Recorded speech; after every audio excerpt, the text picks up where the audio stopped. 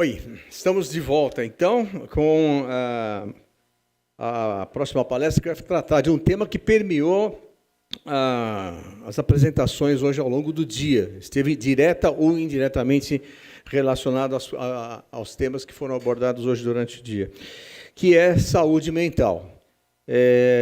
O título dessa apresentação é A Comunicação e os Desafios da Produtividade, Criatividade e Estabilidade Emocional nas Empresas.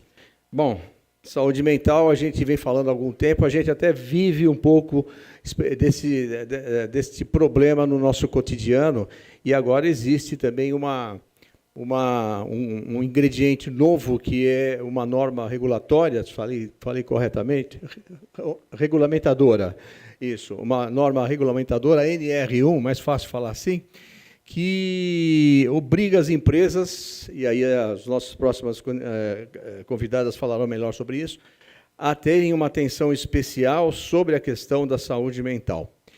Então, para conduzir esta apresentação, teremos aqui a não participação também da Patrícia Ansarrah, que ela também está com um problema de saúde, talvez, enfim, você vê que os dias de hoje eles não são fáceis nem para a alta gestão, né? Mas nós teremos aqui a participação da Domitila Carbonari, que eu vou convidar. Domitila Carbonari é gerente de comunicação corporativa da Eco Rodovias. Por favor, Domitila, por favor, palmas para a Domitila.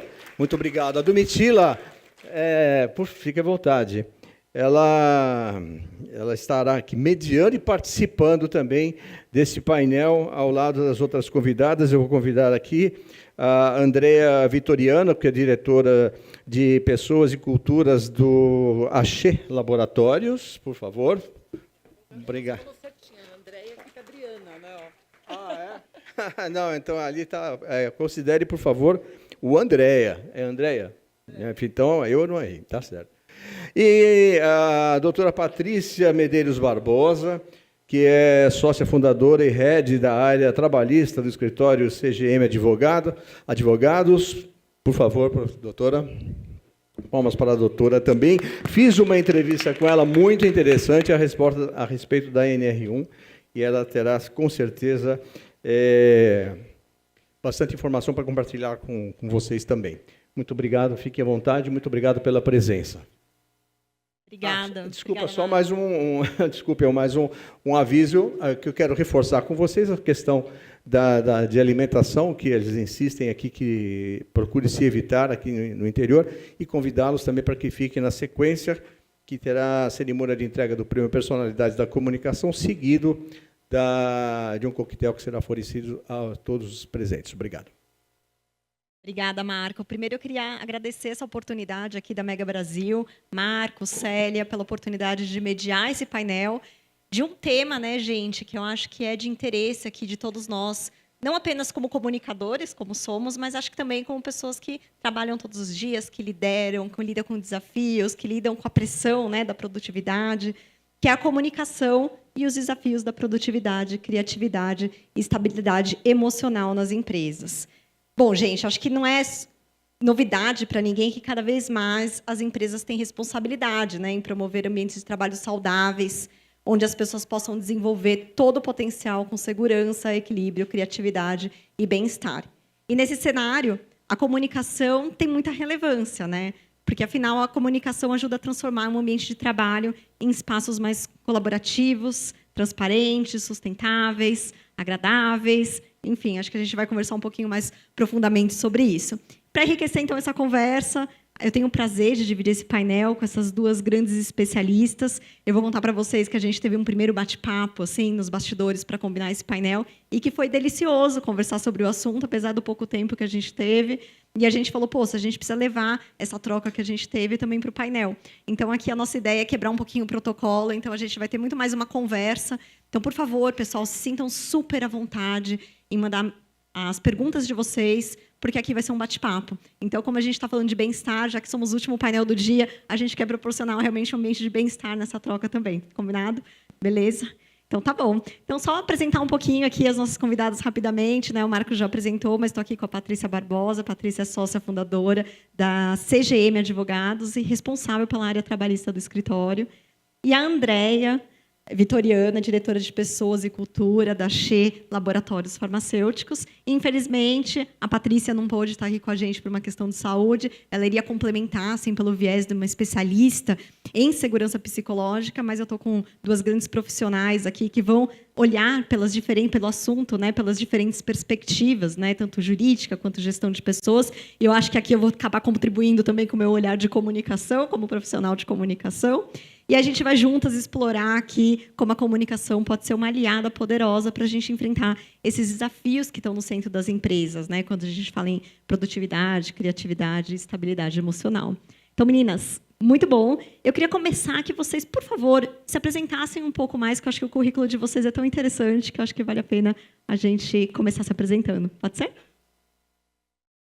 Vamos lá, pode ir. Bom, na verdade, eu estava comentando com a Domitília, eu estou no Axê há 2 anos e meio. A minha carreira ela foi toda pautada na área de recursos humanos. Eu trabalhei muitos anos na Volkswagen. Comecei minha carreira, eu falo que a Volkswagen foi minha grande escola. Fiquei vários anos lá, em 14 anos, trabalhando em todos os subsistemas de RH. Depois, eu tive uma passagem no grupo, na Cargill, né, com o grupo de agronegócio. Depois, eu passei pela PepsiCo. A PepsiCo, outra grande escola, que eu passei vários anos no Brasil. Também tive cadeiras na América Latina, uma cadeira global. Passei vários anos fora do Brasil, né, nos Estados Unidos. E eu fui adquirindo competências, né? Acho que cada empresa, cada momento foi um presente. E quando a gente fala de saúde mental, saúde física, eu sou uma pessoa que, pessoalmente, eu gosto muito desse tema. Eu sou uma pessoa que acordo cedo, eu vou para a academia, cuido da minha alimentação, cuido do meu sono. Eu gosto de ter pensar em vários, tanto na saúde mental, física, emocional, que eu acredito que dessa forma eu sou mais produtiva no meu trabalho. Então, essa é um pouquinho da Andréia. É um prazer estar aqui com vocês hoje. Obrigada pelo convite. Bom, boa tarde a todos. Meu nome é Patrícia Barbosa, sou sócia fundadora do escritório CGM Advogados. Eu pratico direito há 25 anos, falando de direito do trabalho. E a razão pela qual eu gosto muito de fazer o que eu faço é porque direito do trabalho, fundamentalmente, a gente está falando de gente de relações humanas. É um tema que me apaixona, né? Eu vejo muito claramente a conexão entre o tema que a gente vai falar, saúde mental, e a qualidade da comunicação entre as pessoas. Então, eu estou absolutamente animada para começar essa conversa já. Bom, meninas, eu queria, antes da gente se aprofundar no assunto, porque eu acho que tem várias temáticas assim, né, sobre esse tema que derivam, enfim, para diversos ambientes e situações que a gente vai conversar aqui. Eu queria só que vocês contextualizassem um pouco do entendimento de vocês, o que é a segurança psicológica, e já trazer um pouco do quanto a segurança psicológica interfere na saúde mental das pessoas. Andréia, se puder começar. Sim. Quando a gente fala de segurança psicológica, o termo é bastante amplo nas organizações. E isso tem uma conexão muito direta, tanto com a cultura organizacional da empresa, bem como o resultado, né? Impacto no resultado. Quando a gente fala de segurança psicológica, quando a gente não consegue fornecer isso numa organização, a pessoa ir até o seu trabalho e desempenhar a sua função e dar o seu melhor no dia a dia, isso impacta diretamente no resultado da empresa. Lá no Axê, a gente fala muito sobre isso. A nossa cultura, a gente chama o nosso jeito de ser, nosso jeito de fazer. E a segurança psicológica é a forma que a gente deixa o ambiente seguro. O ambiente seguro é aquele ambiente que o colaborador consegue ir no trabalho, ele consegue ter uma conversa franca com o gestor, seja com o chefe, com os pares, ou se for um líder, com os liderados, mas ele tem aquela segurança psicológica de conseguir estar no trabalho e, se tiver algum inconveniente, ele falar. Um dos nossos pontos da cultura do Axê é conversas difíceis. A gente fala que tem vários livros que falam de conversas necessárias. Lá a gente fala que são conversas difíceis. Precisa falar. Então, como que a gente pratica isso no dia a dia? As grandes reuniões, a gente começa com um share de cultura, até para incentivar as pessoas nos comportamentos que elas querem exemplificar, os momentos que ela pode dizer o que ela não faz, o que ela faz. Então, a gente faz o exercício da cultura no dia a dia. É claro que isso vai melhorando um pouco a organização, mas a segurança psicológica é a pessoa se sentir seguro e ser ela mesma no ambiente de trabalho. Isso que eu entendo como segurança psicológica. Bom, eu vou trazer uma pergunta para vocês. E aí é só levantar a mão, quem concorda. O ambiente em que eu estou, eu me sinto seguro. Eu me sinto psicologicamente seguro. É muito curioso, porque a Andréia trouxe aqui para a gente um conceito, né, interessante, e eu costumo resumir com você poder ser quem você é, né, você poder falar. Não é um ambiente que é um ambiente livre de conversas difíceis. Essa é uma questão que sempre é trazida para a gente. Mas, no fim das contas, a gente, quando ouve segurança emocional ou não segurança emocional, tem a ver com como a gente se sente no ambiente de trabalho que a gente está. Né? Então, você pode ser quem você é no ambiente que você está. Você tem as suas opiniões respeitadas. Você tem condições para pedir os recursos que você precisa. Então, assim, do ponto de vista jurídico, não existe como é que se fala? Um artigo de lei que vai dizer exatamente o que é a tal da segurança emocional. Mas cada um de nós sabe.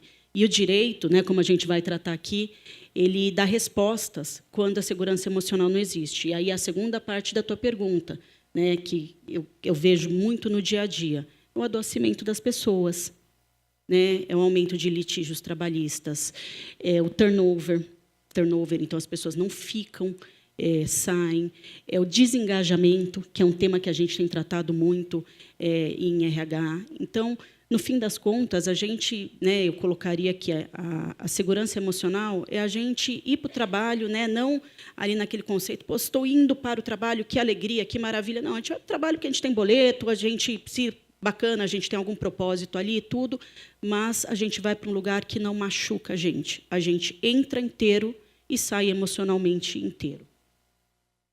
Puxando um gancho do que você comentou agora, o Brasil aparece entre os países, né, com maiores índices de depressão, de ansiedade, de estresse no mundo. Como é que vocês enxergam o impacto desse cenário dentro das empresas, né? E aí até coloca uma questão. As empresas são responsáveis, inclusive, por esse índice alto, né, de depressão, de ansiedade que a gente vem sofrendo? Eu vejo que, na verdade, não só as empresas, acho que o mundo que a gente vive é um pouco responsável por isso. A gente está num momento de tanta informação, de tanta tecnologia, é muito, né? É tudo muito demasiado que a gente fica tão ansioso para ver tudo isso. Mas, quando a gente olha para as organizações, existe, sim, eu não falo uma responsabilidade, mas existe, sim, uma preocupação de dar ferramentas e um ambiente de trabalho mais seguro para as pessoas. Eu posso dar um pouco da opinião que a gente vive no Axê, né? No Axê, a gente está num momento de transformação. Quando você fala de transformação, a gente exige muito das pessoas. É mudar algo que ela faz hoje para pensando no futuro, mas, ao mesmo tempo, não esquecer da performance, de entregar e transformar. É um ambiente muito exaustivo, não é? É estressante. O que a gente faz, ao mesmo tempo que a gente fala de transformação? Nós temos um programa que é o Estar Bem Axê, que é um programa amplo, e a gente cuida da saúde física, emocional, mental dos colaboradores. Ele tem uma série de iniciativas. Uma delas é o programa Levemente, que é um programa que a pessoa tem acesso a psicólogos, mas tem os brigadistas da mente, o próprio gestor, ele é treinado para dar essa segurança psicológica, para falar com as pessoas sobre isso. Então, ao mesmo tempo que a gente tem esse momento de transformação, performance, vamos mudar, vamos fazer acontecer, a gente cuida também do ambiente, cuida das pessoas. Então, a gente tenta facilitar o dia a dia do colaborador. Então, outros exemplos, a gente tem uma creche corporativa para as mães com crianças até 4 anos, para não ter aquele estresse de levar a criança a voltar Temos um ambulatório que a gente fornece médico, nutricionista, ginecologista, tem exames laboratoriais. Então, a gente tenta dar um ambiente, de uma certa forma, com conveniência, mas cuidando da saúde. E até por ser uma farmacêutica, o nosso propósito na Axê é levar mais vida a milhões de pacientes. O Axê tem isso como propósito. A gente olha para o mercado e fala, poxa, a gente quer levar mais qualidade de vida, não é um medicamento. Eu quero que quem compre o medicamento Axê sinta qualidade de vida. Se a gente faz isso para o paciente, eu tenho que fazer para dentro de casa. Eu não posso fazer nada diferente para o colaborador. Então, tem uma preocupação muito genuína com isso. A gente depois vai falar um pouco de pesquisas, tal. Nossa pesquisa de engajamento a gente faz anualmente, de engajamento de cultura, e até uma preocupação que o Marco comentou da NR1, a gente sabe que é para o ano que vem, só que a gente já antecipou, fizemos a pesquisa esse ano já para ver como que está a saúde mental dos colaboradores. Então, a gente já endereça isso um pouco antes, porque para a gente é muito importante a gente levar a saúde para os pacientes, mas também levar a saúde dentro de casa, dentro da organização também. Eu ouvi uma expressão hoje que eu nunca tinha ouvido, brigadista da mente. O que é isso? Gente, eu tô maluca aqui, mas é que me chama muito. É bem bacana. São 30 colaboradores que eles foram treinados e eles são preparados para fazer rodas de diálogos, conversas. E são pessoas que não estão no ambiente de trabalho. Então, se eles identificarem uma situação ou puderem apoiar alguém que está sofrendo uma saúde mental, eles conseguem direcionar. Eles foram preparados para isso. Então, a gente chama de brigadistas da mente. Não, é incrível, é incrível. E é justamente, né, você estava falando, a ANR, que, enfim, até o Marco comentou, é uma norma regulamentadora do Ministério do Trabalho que obriga as empresas a fazer um mapeamento de quais são os riscos, né, no que tange aqui a nossa conversa, psicossociais, então, né, coisas que podem afetar o nosso bem-estar emocional dentro do contexto do ambiente de trabalho. A vigência dela foi prorrogada, quer dizer, na verdade, ela está em vigor, mas não tem multa ainda se não fizer, então as empresas têm que mapear. Vi que a Axê já está fazendo, né? Então a gente descobre quais são os riscos, a gente identifica, né, a gravidade desses riscos e a gente trabalha para mitigar esses riscos. Mas é uma coisa que eu gosto muito de ressaltar, e eu fico muito feliz de ver, né? Eu tenho clientes também de primeiríssima linha que já têm essa visão.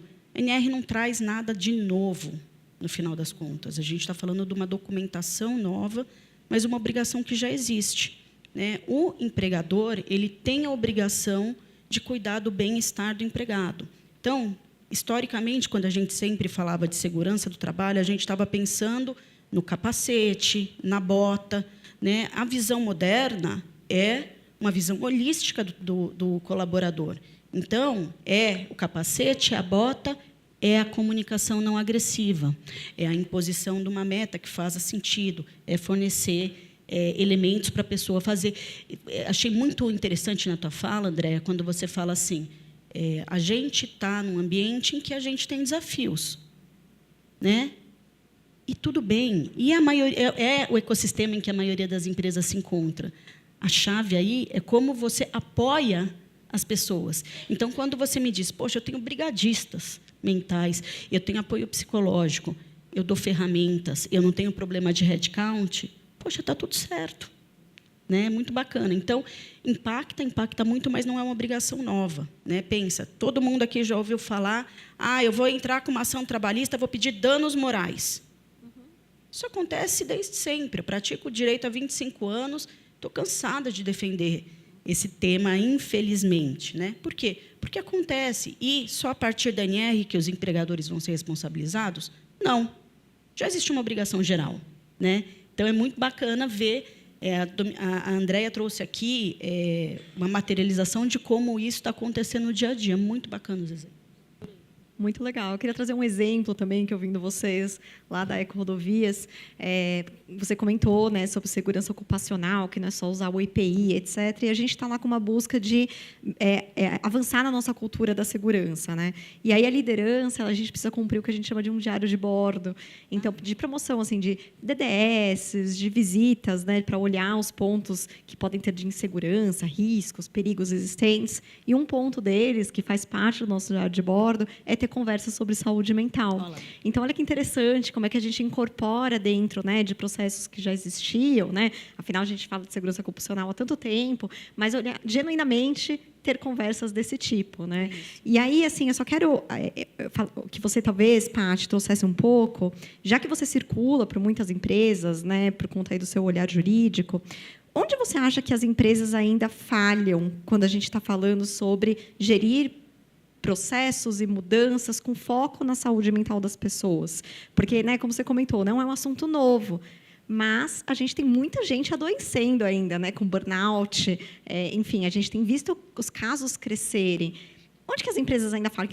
Onde a gente precisa caminhar ainda? E, assim, trazendo um pouco de estatística, a gente está falando de afastamentos aí da ordem de quase 500 mil de pessoas por ano. Né? Afastamentos de trabalhadores afetados por doenças mentais. A gente está falando de mais de 100 mil processos trabalhistas, né, que tratam desse assunto. Onde que as empresas erram? Difícil. Se eu pudesse colocar uma palavra, é comunicação. Por isso, para mim, é super interessante estar falando com vocês. As pessoas se comunicam mal. Né? O ambiente de trabalho, no fim das contas, é um ambiente relacional. É impossível. Você precisa do outro para trabalhar, você trabalha com o outro. Quando a gente vai defender processos em que há, por exemplo, uma acusação de assédio por pressão indevida, invariavelmente a gente vê comunicações ruins. É aquele Teams assim, e aí, já fez? Né? Tem gente que não dá bom dia. Ah, Patrícia, poxa vida, eu tenho que dar bom dia para as pessoas? Olha, normalmente sim, né? Bom dia, oi, tudo bem, um obrigado.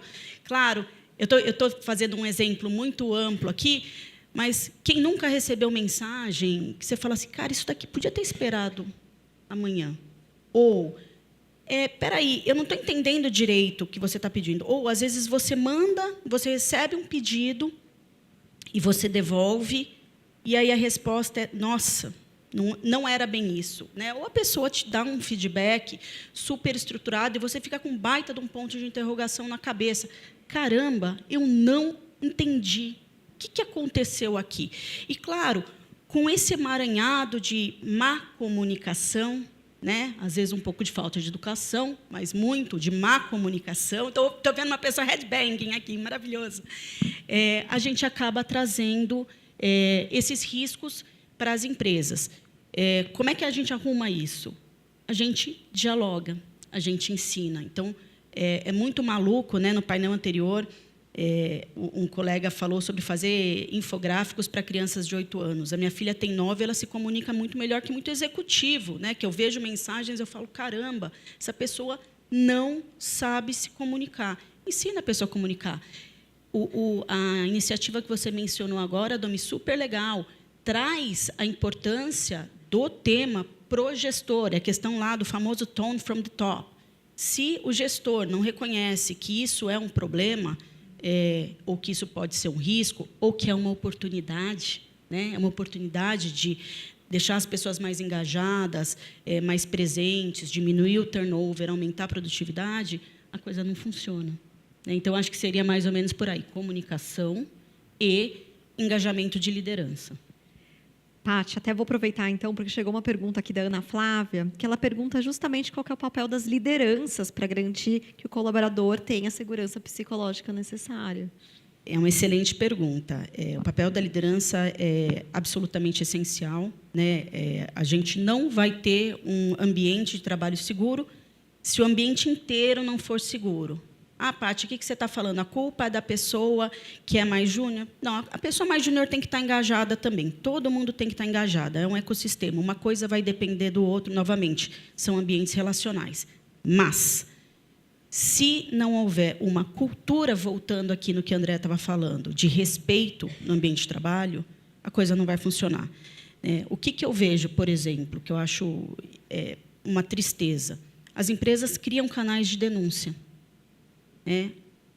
A pessoa apresenta uma preocupação e aquilo é tratado de uma forma muito pouco profissional. Ou de uma forma muito, poxa vida, a pessoa aqui está querendo um acolhimento, só tá bom, então acolha. A pessoa está querendo acolhimento, acolha. Mas você deixar se os líderes não demonstram que essa questão é uma questão que faz parte dos pilares de valores das empresas, as pessoas não seguem, ou as pessoas não se sentem confortáveis para seguir. Então, acho que a questão aí.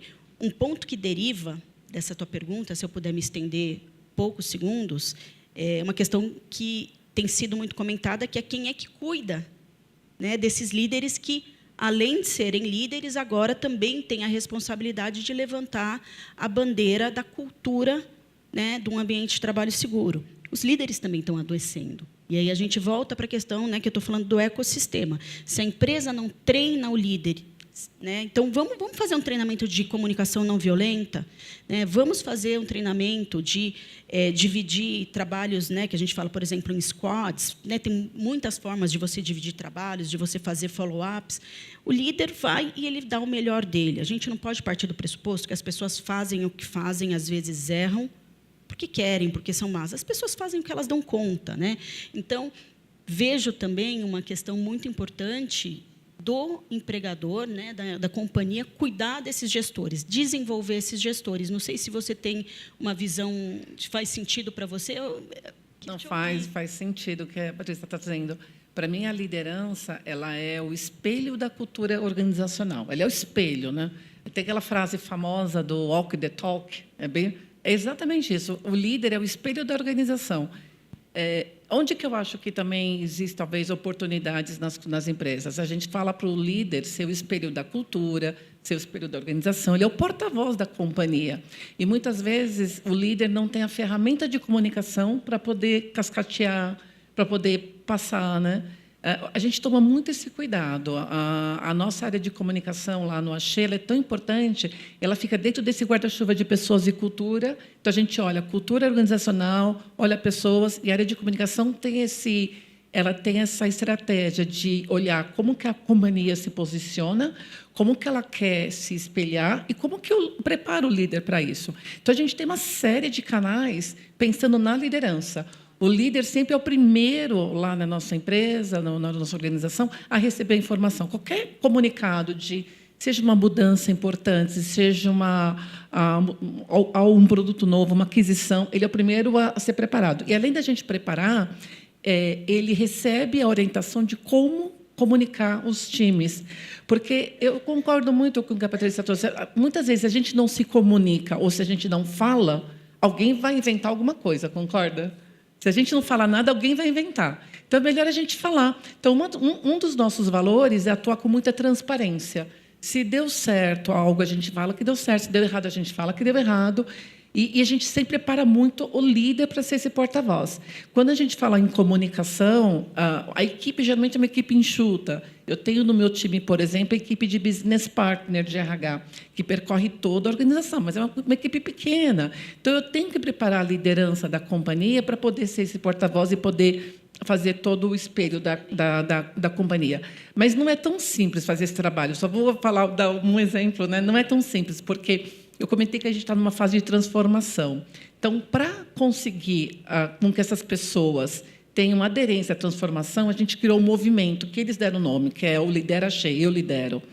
E a gente tem um trabalho gigante com a liderança. Então, a gente faz encontros mensais, a gente discute a transformação e discute com os líderes. A gente criou um time que chama Time da Liderança, que é o Lidera Axê, e discute com eles como que vai ser a transformação da companhia. Quais são os obstáculos, o que está acontecendo. A gente fala aspectos de cultura organizacional e deixa eles nos ajudarem nessa transformação. Então, quando você coloca um desafio para os líderes, eles sentem esse valor, eles se veem nessa jornada, nessa transformação, a aderência é muito maior, é muito maior. Dá um trabalho gigante, mas vale muito a pena. E deixá-lo sempre com ferramentas, porque, se não tem ferramenta, alguém vai criar alguma coisa. Então, para mim, liderança é fundamental, é essencial, seja na comunicação, seja no momento da organização, vale a pena investir tempo, ferramentas para a preparação da liderança nesse aspecto. E tem um outro aspecto que eu acho super bacana, que conecta com o que você está falando, que é a questão do accountability, dos gestores se responsabilizarem. Então, é muito comum a gente falar do gestor que está ali preocupado com o orçamento, com o atingimento de uma meta. Por que não ter o tema da saúde mental colocado dentro das metas? Né? Então, poxa vida, eu tive um cliente uma vez, eu brinquei que ali foi cultura na dor, não foi no amor, foi na dor. Então, fez palestra, tal, tinha um determinado líder que começou a ter muita fricção na equipe, né? Chegaram para ele e falaram assim, está aqui no teu KPI, tá bom?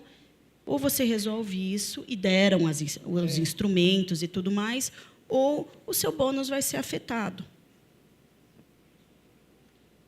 O cara ficou, era um homem, ficou, olha, não, mas aí as pessoas vão começar a usar isso contra mim. Eu falei, então, agora é a magia. A gente vai te dar, então, os cursos, a gente vai te dar os treinamentos, a gente vai te dar todo o apoio, mas você é responsável por esse grupo. Você não é responsável pelo faturamento, era comercial, tá? Comercial, financeiro, gente, dá muita confusão. Então, você não é responsável pelo faturamento que essa turma traz? Sim. Você também é responsável pelo que mais essa turma está trazendo para a gente. A gente está preocupado, né? Era uma indústria também da área de saúde, falaram que você não está refletindo os nossos valores. E eu achei interessante esse caso, porque eu, como advogada trabalhista, já falei assim, manda embora. Entendeu? Está desalinhado, manda embora. Mas até esse acolhimento eu achei interessante, porque tinha uma questão geracional, né? Aquela coisa do, poxa vida, eu cresci assim, a comunicação sempre foi assim, e você mudar a forma de uma pessoa enxergar o ambiente de trabalho, a hierarquia dentro das relações, os contextos, é um desafio interessante. Gente, a gente já está falando até de etarismo aqui, enfim, de uma série de coisas, mas é um ponto muito interessante. Essa questão do accountability faz muita diferença também, né? Perfeito. Assim, a gente sabe, né, que o assunto da saúde emocional vem ganhando muito espaço, a gente tem falado disso de forma mais aberta, mas muitas vezes ele ainda é um tabu, né? Então, muita gente, às vezes, sofre calado, está passando por questões de ansiedade, tem essa dificuldade de se expor, e quando se expõe, às vezes se expõe para uma liderança que talvez não esteja tão preparada, e por mais que ela receba capacitação da empresa, não é simples, né? Lidar com uma pessoa que esteja passando por uma situação. Que conselho que vocês dão, assim, como lidar com isso no dia a dia, né? Porque acho que todos nós vamos vivenciar, querendo ou não, uma situação como essa, né? Eu diria assim, geralmente quando a pessoa está com uma saúde mental, está com algum problema pessoal, por mais que a gente fale, deixa os problemas em casa, deixa os problemas no trabalho, a pessoa é um só. A pessoa é aquela que ela vai ter que, se está com um problema pessoal, vai levar para o trabalho, se está com um problema no trabalho, vai levar para casa. É difícil você, depois de um dia super estressante, chegar em casa sorrindo. É complicado. Não sei quem consegue fazer isso, mas é difícil.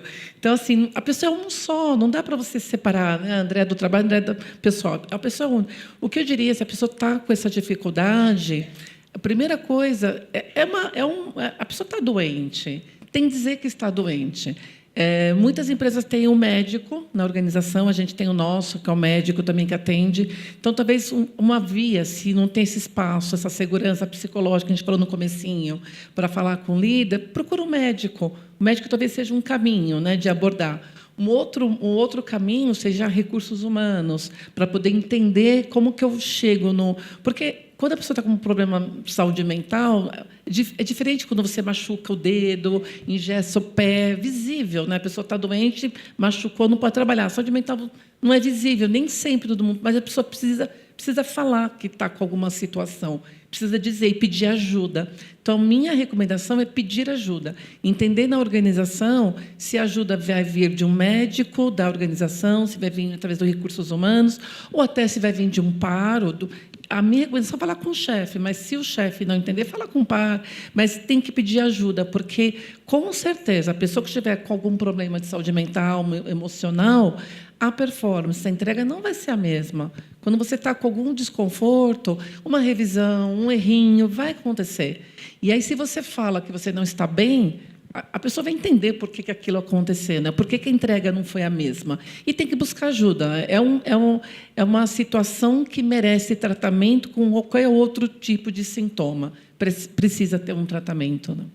Eu concordo absolutamente, e o que eu vejo é que... eu estou falando muito de retroalimentação, né? Mas, voltando à questão da retroalimentação, faz muita diferença a resposta que a pessoa recebe quando ela procura esse contato, esse diálogo, né? Então, nem todas as empresas têm um serviço médico, né? Então, muitas vezes, o chefe Às vezes, muitas mais vezes não é o chefe, porque muitas vezes o chefe é a pessoa que está causando a angústia, é o RH, é alguém de saúde e segurança no geral. Voltando ao tema, essas pessoas precisam estar treinadas ao menos para acolher. O que dá errado quando não acolhem ou acolhem mal? Por quê? Porque mais do que treinamento, mais do que palestra, mais do que, enfim, diálogos na Semana da Saúde e Segurança, o exemplo cria a prática, né? Então, se as pessoas estão vendo, descobrem que um colega pediu ajuda, olha, a pessoa estava super deprimida, né? O chefe estava tratando super mal, fez o canal de denúncias, a denúncia vazou e a pessoa ainda foi mandada embora. Quem que vai fazer essa denúncia na próxima vez? Ninguém. E aí a gente começa a implodir toda a sensação de segurança emocional dentro do ambiente de trabalho. Você fala, espera aí, se tem um canal, eu vou lá, faço a denúncia e nada acontece, puxa vida. E faço um parêntese aqui. Gente, às vezes a gente tem que olhar além do que a gente vê. Explico. Já aconteceu, eu faço muita investigação de situações de alegação de assédio, de comportamento inadequado no ambiente de trabalho. Acontece da gente ver que realmente um comportamento foi inadequado. A Andréia está se comunicando mal, ela está sendo, por exemplo, brusca, de uma forma que a gente entende, a companhia entende que não é profissional. Isso necessariamente tem que levar ela a ser desligada? Não. Então, a pessoa que fez a denúncia fica ali, poxa vida, eu fiz a denúncia, mas olha só, me expus, né? Às vezes a pessoa, é muito bom que a gente saiba quem fez a denúncia para poder voltar a fazer perguntas. Não aconteceu nada. Será que não aconteceu nada? Muitas vezes o que acontece? Volta ao ponto do acolhimento. A empresa toma uma responsabilidade para si. Fala, André, é o seguinte, eu constatei que você andou mal. Agora eu vou te treinar, eu estou de olho em você. Então, Andréia, de repente, começa a se comportar como gente. Está aí a resposta. Então, a gente vê muito essa questão, especialmente em situações de assédio, quando os chefes são muito violentos, e violenta é a palavra. Poxa vida, eu fiz a denúncia, o cara não foi mandado embora. Mas é a mesma pessoa? Continua sendo o mesmo cavalo, para usar uma palavra que a gente usa bastante? Não. E aí vem um outro desafio, que é a reconstrução das relações. Então, eu penso muito que a gente tem que fazer o acolhimento e as pessoas precisam confiar no sistema. Senão, a coisa não funciona. Se a gente erra ali, na parte do acolhimento, a gente perde a credibilidade, aí volta a régua para o zero da cultura e constrói tudo de novo. Paty, interessantíssimo que você comentou aqui, porque mostra o quanto que a segurança psicológica, de fato, permeia um ciclo, um todo. Então, é a pessoa que precisa se sentir segurança, confortável, para poder expor o problema dela, porque, às vezes, nem em casa ela consegue expor. Então, às vezes, no ambiente de trabalho é o lugar onde ela se sente confortável para isso. Às vezes, ela precisa, porque ela não vai conseguir produzir igual. É o líder que, às vezes, assim, ele não tem todas as informações, ele não sabe como lidar, mas, se for um ambiente cuja segurança psicológica permite com que ele busque ajuda, por exemplo, diz, eu não sou o senhor da razão aqui, deixa eu buscar meus apoios, conversar com o RH, conversar com o médico do trabalho, voltar. E a segurança do próprio sistema que você comentou, do fato de eu fazer uma denúncia e saber que as coisas dentro da companhia estão mudando por conta daquela denúncia, que não necessariamente seja uma demissão, mas que seja uma pessoa que mudou a postura dela e etc. Então, que interessante. E complementando, não sei a experiência da Andréia sobre isso, mas é uma coisa que me chama muita atenção. Quando o sistema funciona, a investigação, ou diálogo, a apuração sobre a denúncia que é trazida sobre uma potencial violência no ambiente de trabalho, ela não é vista como uma potencial nova violência. A gente tem muita gente que erra no acolhimento. Então, na hora que você começa a fazer a investigação, parece o FBI, a pessoa fica enlouquecida, fica ansiosa, porque as investigações demoram. E aí você, de repente, a pessoa realmente pode ter cometido um ato inapropriado, que merece uma atenção, merece uma reação por parte da empresa, mas a empresa também tem que estar pronta para tratar essa pessoa com o devido respeito. É muito comum, eu já defendi, enfim, empresas dentro do contexto da Lava Jato, em que chegavam lá advogados e era, né, acusação de cárcere privado, um negócio muito pesado, né? Só faltava pôr uma luz aqui em cima, agora você tem que falar a verdade, senão, sei lá, o que vai acontecer. Gente, respeito, inclusive com quem é o acusado. A gente volta à forma de se comunicar. É aí que a gente costura, né? Então, você tem o direito de ser agressiva, de ser mal educado, de pré-julgar uma pessoa que está ali numa posição, né, de se defender? Não. Mas é difícil, às vezes vem denúncias duras. Não. E sabe, assim, para mim, o canal de denúncia, canal de ética, estou falando de compliance, para mim tem que ser olhado com muita criticidade. Então, assim, qualquer denúncia, eu já participei, a minha carreira inteira, a RH sempre está nesses comitês de ética, a minha carreira inteira eu participei e tem que olhar com muita criticidade. Eu levo muito a sério. Eu tive uma situação na minha carreira, uma vez, eu era líder de RH e eu recebi uma denúncia de assédio sexual. Só que a pessoa veio para mim chorando, que era um diretor que estava assediando essa pessoa. Eu já tinha feito a denúncia por 3 vezes. Na época, eu tinha pouco tempo naquele país onde eu estava. E, para mim, é muito sério o canal de denúncia. 3 vezes. 3 vezes. E ela estava chorando, falou, não aguento mais, eu pedi demissão. E, na época, era uma moça que tinha muito potencial. Falei, daqui, não vamos falar com ninguém e a gente vai dar um jeito nisso. Não falei nem com a minha chefe, na época, uma mulher, que eu achei que não cabia falar com ela, e levei direto para o time global.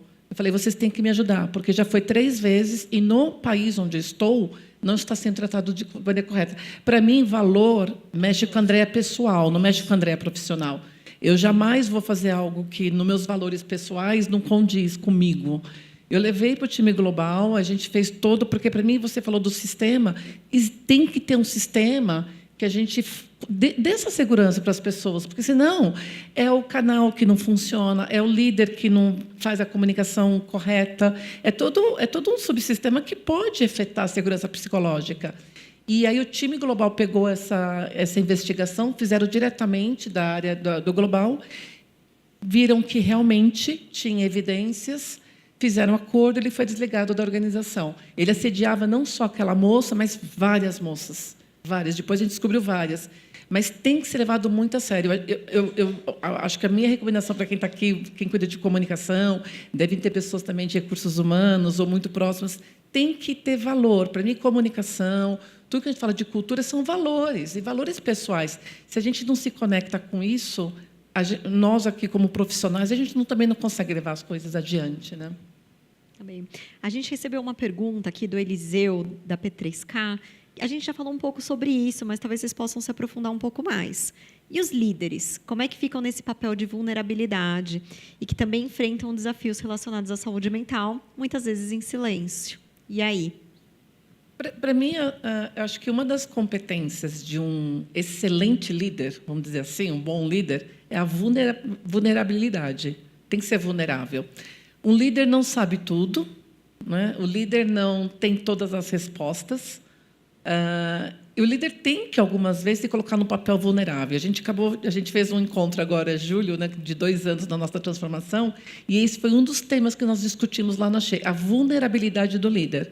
Então, o líder tem que ter essa vulnerabilidade. Eu acho que quem está liderando precisa olhar para ele e falar, poxa, é um ser humano também. Então, esse líder pode ficar doente, ele pode ter problemas na família, com os filhos, na organização. Se ele está com algum problema de saúde mental, ele tem que também buscar ajuda, assim como a gente comentou, né? A Patrícia estava falando, é uma pessoa.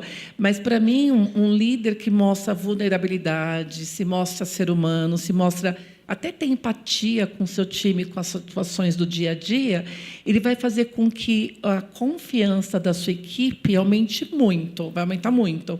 Desde que você seja transparente, traga isso no dia a dia, tem que ter muita coragem para fazer isso, porque nem sempre você mostrar vulnerabilidade, você se sente muito aberto, muito exposto. Então, tem que ter muita coragem. A gente costuma dizer lá no Shein que é coragem para fazer isso, coragem até para delegar. Então, tem que ter coragem. E a vulnerabilidade, ela cria conexões muito fortes e cria esse momento, esse contexto de segurança, onde qualquer um fala, poxa, se eu precisar de ajuda, eu sei que aqui é um ambiente onde eu vou conseguir essa ajuda. E, para mim, isso é um fator, inclusive, de atração e retenção de colaborador de talentos. A gente consegue atrair e reter pessoas quando o ambiente da organização ele é tão bom que eu consigo levar um pouquinho desse meu valor, do meu dia a dia, para esse líder que é vulnerável. É muito interessante esse último ponto que você trouxe, porque toca numa consequência crítica para as empresas, né? Muitas empresas, né, hoje, grandes talentos escolhem onde vão trabalhar. A gente está, claro, num ambiente desafiador, mas tem pessoas muito talentosas que hoje são muito abordadas, são muito desejadas, né, pelo mercado de trabalho. Muitas situações ocorrem em que as pessoas falam: eu não vou para essa empresa porque é um inferno. Né? Eu estava conversando com um bom amigo que é recrutador e ele falou: poxa vida, tem vaga que eu não consigo gente para entrevistar quando eu falo o nome. Por quê? Porque as pessoas sabem que o ambiente é tóxico. Então, quando você pensa, né, que você quer os melhores talentos, esse é um elemento, não é mais só. Né? As pessoas acham que é muito sobre dinheiro. Paga aí, a pessoa vem, engole o sapo. Negativo. A cultura está mudando. No teu ponto de vulnerabilidade, acho muito interessante que a gente enxerga muito a questão transgeneracional, uma palavra difícil, mas que toca muito nesse ponto. As pessoas mais jovens têm se sentido seguras num mesmo ambiente para se mostrar vulneráveis, e as pessoas mais velhas, por quê? São resultado das histórias que viveram, dos ambientes nos quais, enfim, cresceram profissionalmente, e a vulnerabilidade não era vista como uma fortaleza. Eu concordo com você, acho que é uma fortaleza maravilhosa, a grande fortaleza do líder. Mas trazer essa visão para o líder, que ele pode, o ambiente também é seguro para ele, é muito difícil. Acho que é o grande ponto dessa pergunta. Né? Como que você... o líder está ali tentando, né? Ele recebe o script, ele entende que isso funciona, tal, mas como é que ele muda a forma como ele se relaciona e ele enxerga as relações? É um processo quase psicanalítico para algumas pessoas. Né? Muito bem. Foi bom vocês terem entrado um pouco nesse tópico, porque a gente recebeu uma pergunta que acho que se conecta com esse momento aqui dessa discussão. Acho que a Andrea comentou assim, que a liderança é o espelho da cultura da companhia. Né? Mas quando a empresa não tem uma cultura legal, tem uma cultura tóxica, né? E aí a Lilian pergunta aqui, né? Como é que a gente consegue influenciar para que ela se abra para essa transformação? Existe caminho para isso? Depende do que é tóxico, né? Acho que cultura organizacional ela é muito diferente de uma empresa para outra, né? Então eu falo, provavelmente a cultura do Axê ela não vai ser perfeita para todo mundo. Talvez a pessoa tenha que encontrar qual que é o ambiente que ela mais se conecta. A cultura tem muito dos seus valores. Então, depende do que é um pouco tóxico. Talvez o que é tóxico para uma pessoa pode ser não tóxico para mim. Isso é muito pessoal. Eu já ouvi de colegas falar: poxa, eu trabalho numa empresa que é metas, a gente soa, trabalhei 20 horas. Eu olho assim, nossa, eu não queria trabalhar nessa empresa. Para mim, não conecta nada com os meus valores. Então, acho que é muito importante estar numa cultura que conecta com os seus valores. A gente fala muito de cultura organizacional dentro da Axê Transformação, porque é o momento que a gente está vivendo. Eu estava num fórum há pouco tempo atrás, e nesse fórum eles fizeram uma pesquisa que 70% das transformações ou do sucesso da organização não acontecem por conta da cultura organizacional. Então, a cultura que quando ela não é bem estabelecida, os ambientes não são bem entendidos, o fracasso ele pode acontecer. Então, 70% das empresas não têm sucesso por conta da cultura. Então, é muito importante, se está no ambiente, tentar entender um pouco mais esse ambiente. É um pouco complexa a resposta, é bem complexa, porque não é simples de desenvolver o que é tóxico, como eu saio desse ambiente. Né? Pode ser pessoas, provavelmente quem fez a pergunta, tenha pares que está feliz no ambiente, provavelmente. Né? E só ilustrando, agora de um ponto de vista jurídico, né, um dos testes que a gente tem quando a gente faz as pesquisas para fazer, né? Lembra, o mapeamento dos riscos psicossociais, tal, tem questionários. Tem um critério que é trabalhar muito. Tem outro critério que é trabalhar pouco. Trabalhar pouco também pode ser um elemento de tensão. Então, imagina, você chega e, de repente, você está ali acostumado com um determinado ritmo de trabalho e o trabalho começa a ficar mais escasso. Você tem conta para pagar, você gosta de trabalhar ali. O que começa a acontecer com você? Você começa a ficar preocupado. Eu estou dando um exemplo bem singelo, mas, André, no alvo a tua resposta, né? A gente fala ambiente tóxico, é a mesma coisa da questão do que é a segurança. É muito pessoal. Né? Tem gente que se estimula, né? Tem quadros em pesquisas, enfim, tem gente que se estimula com uma velocidade maior, né, de como as coisas se desenrolam no ambiente de trabalho. Tem gente que se sente oprimido por isso. Então, é achar o sapato que serve no teu pé. Um ponto que muitas empresas têm é a pesquisa de clima, que ajuda bastante. Responde. As pessoas não respondem. Tem que responder. Olha, pelo menos a nossa adesão, a Daniela está aqui, é 80% lá no Xê. Mas a pesquisa de clima pode ser um bom caminho, porque a pesquisa de clima ela é totalmente confidencial, então a gente não sabe quem... E, geralmente, essas pesquisas são todas de mercado, são iguais. E, depois que a gente faz pesquisa de clima, tem os bate-papos, as conversas. Então, é uma oportunidade também. Se tiver um ambiente que alguma coisa que não te agrada, você discutir aquele indicador e ter as conversas francas, né? Essas conversas difíceis são complicadas, mas levar o problema, talvez, na visão de mais pessoas, né? Precisa da visibilidade, né? E agora, com a entrada em vigor da ANR, vai ser em maio do ano que vem, esses questionários vão se tornar mais presentes. Então, talvez aí é a oportunidade que você tem. Se o ambiente ainda se você ainda não se sente confortável no ambiente, de trazer o ponto, muitas vezes de forma anônima, e já deixar alguém que possa tomar uma decisão ciente. E responder a pesquisa, né, Patrícia? Responde a pesquisa. Às vezes as pessoas falam, poxa vida, a gente manda pesquisa, só metade responde. Então, assim, metade está ótima ou metade está tão ruim que eu não quero nem falar com você? A gente não sabe. Né? Responde a pesquisa. Meninas, a gente recebeu aqui uma pergunta da Karen. Ela diz o seguinte: saindo um pouco da estrutura das grandes organizações, como nós, gestores de pequenas agências, podemos cuidar melhor da saúde mental dos colaboradores?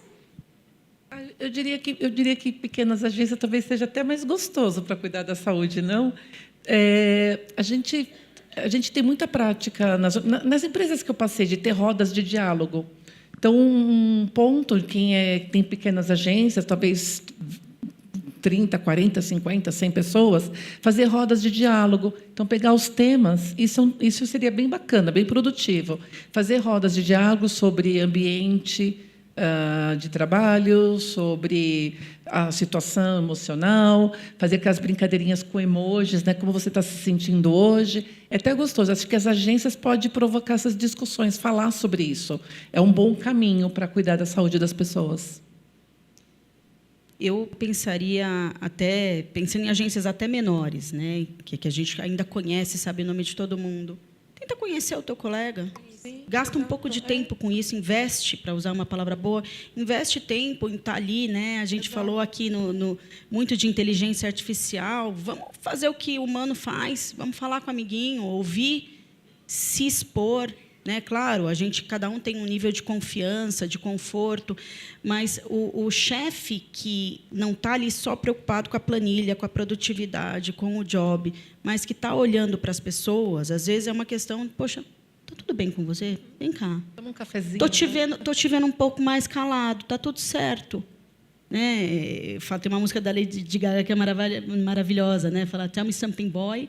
Is there something else you're searching for? Tipo, tá tudo certo com você, não é só o básico. Se interessar pelas pessoas. Não é só, você gosta de fazer seu trabalho? Gosto. Ai, que ótimo, acaba essa conversa. Não. O que te inspira? O que você gosta mesmo de fazer? O que você gostaria de fazer? Demanda tempo. Né? E, às vezes, demanda você falar. Né? Falar, olha, realmente, o que me inspira é isso. Então, questão da vulnerabilidade para a pessoa entender que essa não é uma armadilha, essa é só uma conversa. Então, a dica que eu daria para lugares menores, porque isso, infelizmente, é mais difícil de se fazer em grande escala, é você aproveitar o contato humano que você ainda consegue ter. E nós somos muito relacionais, né? Cultura brasileira é muito relacional.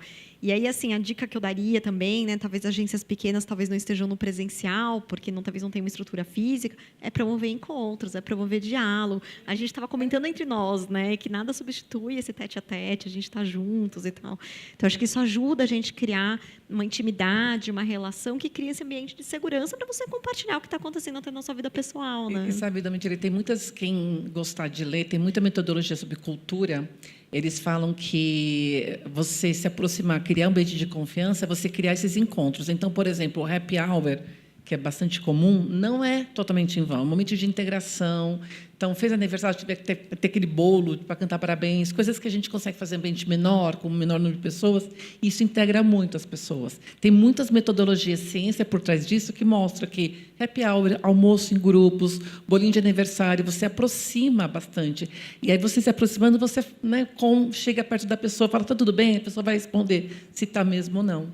E é curioso que a gente pode ter um olhar até, inclusive, em relação a isso. Uma vez eu estava discutindo com uma colega, ela falou, poxa vida, eu não consigo ir nos happy hours. Tinha criança pequena, era uma coisa que era desafiadora para ela, só que ela corria. Então, o que aconteceu? A gente tem isso no escritório também. Tem lá o grupo de corrida, um grupo de afinidade. Tem cliente meu que tem o grupo do crochê, eu acho maravilhoso. Né? Então, é você olhar para as pessoas como indivíduos. Então, todo mundo tem que ir no happy hour. Né? O happy hour, às vezes, né, dependendo dos grupos em que a gente está, não funciona, porque tem bebida, porque tem, enfim, algumas questões, né, de formas de visão de mundo diferentes ou não tradicionais que não fazem sentido, a pessoa se alige. Então, assim, é esse o caso? Você tem gente que tem esse perfil na tua equipe? Bacana. O que dá para fazer? Às vezes é só um bolinho mesmo. Mas não é um bolinho assim, todo mundo canta, parabéns, obrigada, gente, vamos embora. Não. E aí, faz no fim da tarde, conversa com as pessoas, e não é depois do expediente, para não atrasar ninguém. É durante o expediente, beleza, obrigado. Mas é achar esses espaços e os espaços que funcionam para as pessoas. Né? Não vai ter uma receita, eu acho. Paty, confesso que eu sou mais do crochê do que da corrida, hein? Mas brincadeiras à parte. Brincadeiras à parte, eu queria mudar um pouco o rumo da nossa conversa, assim, porque por mais que a gente, né, queira viver em ambientes cada vez mais saudáveis, cada vez com mais bem-estar, a gente é cobrado também por muita produtividade, por muito resultado. Dá para aliar produtividade, resultado, entregas com o bem-estar? Dá. Eu também acho que dá, sim. Dá. Resposta tem uma palavra, amiga. Dá. Eu posso dar vários exemplos, assim. Você pode, para mim, assim, acho que qualidade de vida é difícil falar qualidade de vida, mas eu falo muito de equilíbrio de vida. Então, o que dá para fazer? Horário flexível. Então, as organizações, até agências podem fazer isso. Horário flexível. Dá para ter esses momentos de bem-estar no dia a dia. Como é que você facilita a ida de um colaborador ao médico, cuidar da saúde? Lá a gente faz muita coisa. Domingo, agora você falou da corrida, domingo agora a gente está patrocinando, a gente vai ter a primeira corrida dentro do Axê. A gente tem uma fábrica em Guarulhos, então vai ser dentro do Axê, a gente fez uma parceria com a Track and Field, vai ser a primeira corrida dentro da nossa unidade, 6 quilômetros corrida, 3 quilômetros caminhada, e a gente vai proporcionar esse momento de integração com a família. Dá para equilibrar tudo, dá. A gente está num momento maluco, de muita atenção, muita entrega, mas dá para ter o equilíbrio. O equilíbrio, eu acho que é tudo hoje em dia, para você trazer o bem-estar. André, você mesmo na sua fala inicial, você comentou que quanto para você a atividade física te torna mais produtiva, de fato, porque te dá mais energia, né? Então, assim, eu fiz a pergunta, mas é claro que eu acredito que dá e eu sou super a favor, né, desse equilíbrio. Então, acho que é muito interessante mesmo. Agora, posso construir em cima disso? Mais do que dá, porque dá. Qual é a chave, gente? Intencionalidade. Precisa querer. Certo? Então, vocês foram lá, correram atrás da track and field. Quem é que quer correr? Não, está tudo bem, você não pode correr, você pode andar. Né? Precisa querer. O grande desafio que a gente tem é a vontade. né, e a vontade genuína, não a vontade, né, do bandeirão lá enorme em junho, né, o bandeirão da comunidade LGBT. Gente, eu tenho TDAH, então eu não consigo, serião, falar a sigla inteira, mas, enfim, eu não consigo, eu tenho uma dificuldade. Mas, enfim, você coloca lá a bandeira e todo dia essas pessoas estão sendo agredidas no ambiente de trabalho. Então, precisa ter uma intencionalidade, precisa ter uma programação, precisa ter profissionalismo, tem muito estudo, muito treinamento. Não é assim, esse lugar aqui vai ser um lugar legal porque eu quero. Precisa de tempo, precisa de investimento. Muito bom. A gente está chegando aqui no final, nos finalmente aqui das minhas perguntas, e eu queria fazer uma pergunta final para vocês. Como é que vocês cuidam do bem-estar de vocês? E se vocês têm alguma dica final que vocês dão para as pessoas e para as empresas daqui para frente para a gente cuidar mais da saúde mental aí dos nossos profissionais? Olha, eu acho que, para mim, assim, eu falei no começo, né? Para mim, para bem-estar e cuidar da minha saúde, para mim, é prioridade, né? Eu vou nos horários mais malucos na academia, mas é o que eu falo, é o equilíbrio que eu tenho na minha vida. Nas organizações, eu diria que a minha recomendação é dar essa oportunidade para as pessoas terem esse cuidado. Mas eu também concordo com a Patrícia que tem que querer, tem que ter muita disciplina para você conciliar tudo o que você tem. E eu imagino, todo mundo tem família, tem o trabalho, tem atividade pessoal. Então, conciliar tudo isso, tem muita disciplina. E se você tem disciplina para trabalhar, eu acho que você vai ter disciplina para fazer tudo na sua vida. Então, minha recomendação é focar, é ter foco. Se você tem foco, olha para saúde mental, para bem-estar com uma prioridade, você vai conseguir incluir na sua vida e também até dar condições na organização que você está. Ou até mesmo sugerir algumas ideias, iniciativas na organização. Alguém vai ouvir, juntos, acho que vocês vão ter algum espaço para conseguir construir isso. Essa é uma pergunta íntima, né? E aí agora eu vou walk the talk e vou me colocar vulnerável aqui. Essa semana, pela primeira vez em 18 anos, eu pratiquei atividade física. Eu odeio. É um diálogo interno enorme. Mas o ponto é que eu me provoquei esse diálogo. Então, o ano passado eu paguei a academia um ano inteiro, quem nunca, né? Nunca fui. Esse ano eu fui. Quarta-feira de manhã eu consegui, me organizei. E eu luto com todas as desculpas que eu tenho. Então, eu sou fundadora de um grande escritório, eu tenho 2 filhas pequenas, eu viajo o mundo. E aí eu tenho agora, né, nesse momento, a grande pergunta, onde é que eu me coloco como prioridade. Então, gente, é isso. Dá para ser vulnerável, tá tranquilo. Acho que tem gente que vai se identificar com essa fala. É muito complicado a gente cuidar da gente mesmo. Eu tenho uma equipe grande, eu cuido dessas pessoas. Tudo que eu falei aqui são coisas que eu pratico, eu acredito e pratico, mas é muito difícil. É muito difícil. A saúde mental... Eu gosto muito de karaokê. Eu não sou da corrida nem do crochê, mas eu tenho uma máquina de karaokê na minha casa, então eu canto para espantar os meus males e isso me faz muito bem. E eu acho que é isso, se conhecer um pouquinho, entender que para cada um vai funcionar de um jeito e está tudo certo, a gente vai fazendo o que a gente dá conta. Acho bacana conectar com o painel anterior, que a Vivi Mansi nos questionou o que a gente faz com o nosso tempo livre, né? Já que a gente tem tantas tecnologias que liberam a gente para fazer outras coisas, né? Que seja pensar mais estrategicamente e tal. Mas por que não usar o tempo livre também para a gente propiciar coisas que não causam bem-estar? Não precisa necessariamente ser atividade física, né? Mas, por exemplo, no meu caso, eu adoro ler. Então, eu dedico parte do meu dia assim, para ler um pouquinho todos os dias, porque isso me causa um bem-estar e é um momento que eu consigo me concentrar em alguma coisa que me agrada, que me deixa feliz, enfim. Então, vamos usar o nosso tempo livre aqui. Acho que termino assim. Não sei se vocês têm alguma colocação, mas queria agradecer demais. Foi muito legal essa troca. Um prazer enorme conhecer vocês. Agradecer também aqui Mega Brasil por isso. Obrigada, foi ótimo o bate-papo. Adorei conhecê-las pessoalmente hoje. Gente, um barato. Super obrigada por ter acompanhado, né, compartilhado. Foi um diálogo, né? Eu fui falando e vi várias pessoas. enfim, se identificando. Então, obrigado pelo tempo de vocês, pela atenção de vocês.